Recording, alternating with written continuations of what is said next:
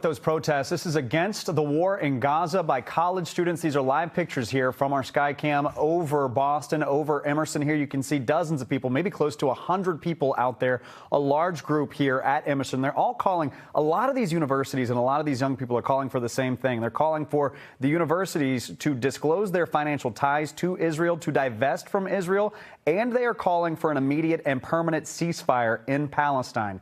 Just last week, a lot of folks may recall over 100 protesters, some of them Emerson students, were arrested as part of those pro-Palestinian encampments and protests here. Well, thank you for being with us on this busy Wednesday. I'm Priscilla Casper. And I'm Colton Bradford. This evening, our Matt Pritchard, he is there for us on the ground. He just got to the scene. Matt, what are you seeing there in front of Emerson there?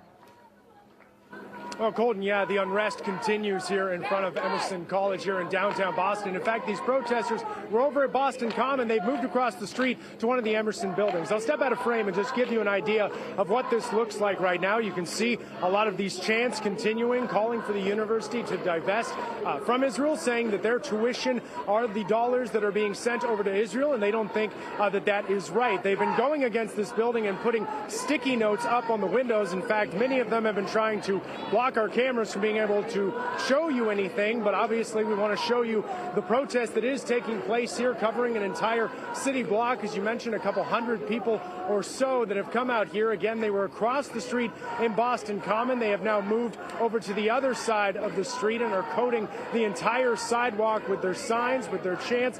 And again, this is just one part of the broader national conversation that is happening at universities all across the United States, whether it be down in Columbia, here in Emerson, Northeastern. We've been seeing these sort of events taking place, and they continue here in this new week. As you mentioned, last week alone, 100 or so students at Emerson were arrested, many of them still out now and trying to have their voice heard as this continues. Again, we don't know where they're headed after this. They were just a few moments ago in front of one of the T-stops in the Boston Common, but have decided to head over here. We'll have to wait and see where they go from here. We'll keep you updated as the evening goes along. For now, though, in Boston, Matt Pritchard, NBC 10 Boston. All right, Matt, keep us updated if they move anywhere else. Thank you. Meanwhile, those crowds are set up right near the Boylston MBTA station. General Manager Philip Eng addressed the situation just moments ago. Transit police is on top of it. Right now, everything I understand is peaceful. There's no impact to service. The T is monitoring the situation. So right now, it's all under control, is my understanding. Well, Tufts and MIT are urging students to leave encampments on campus before things continue to escalate. Yeah, let's get to our Mary Marcos. She's live for us at MIT, where that rally is set to be held tonight. Mary, what can you tell us there? Well, the Party for Socialism and Liberation is joining students here in their call for MIT to cut research funding from Israel's Ministry of Defense, while the threat of a police raid hangs in the air. Less than a week after shielding their eyes with umbrellas from police yielding pepper spray. There's a lot of trauma, there's a lot of hurt, and a lot of things that are going to need to be healed from here on out on account of everything that happened. Dozens of Emerson students watching their friends get arraigned at Boston Municipal Court. These are my peers. These are people that I know from classes that I saw in the alley getting arrested and stuff like that.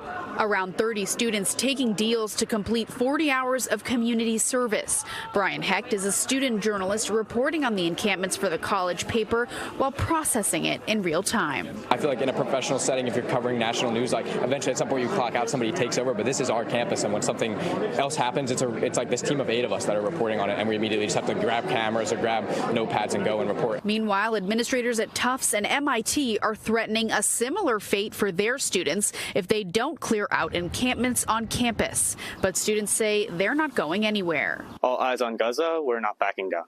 And now some alums are getting involved too. For MIT to put out that statement and, even imply that they're going to clear or prevent this protest from going on, I think is really disgusting.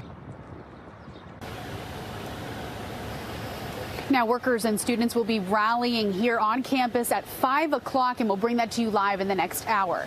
For now, we're live at MIT. Mary Marcos, NBC 10 Boston. Mary, thank you. We'll see you then. Meantime, leaders at Columbia University, this is in New York City here, they have announced that they are making all final exams remote. Now, this comes after another night of pro-Palestinian protests on their campus.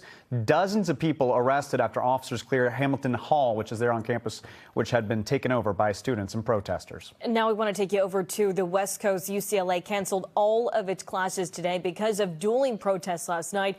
Groups clashed, shoving, kicking, and beating each other with sticks after pro-Israel demonstrators tried to pull down barricades surrounding a pro-Palestinian encampment. Meanwhile, let's head to Capitol Hill now. Congress is set to vote on a bipartisan anti-Semitism bill. If passed, it would require the Education Department to enforce anti-discrimination laws using a broad definition of anti-Semitism from the International Holocaust Remembrance Alliance. There is something very important to note here.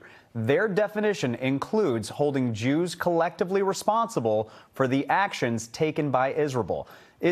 If the bill passes, it comes as Republicans here. They're seeking to launch investigations into anti-Semitism on college campuses. Listen, there is a lot to follow here. We're going to keep you updated on all of these campus protests across the country and here in our backyard.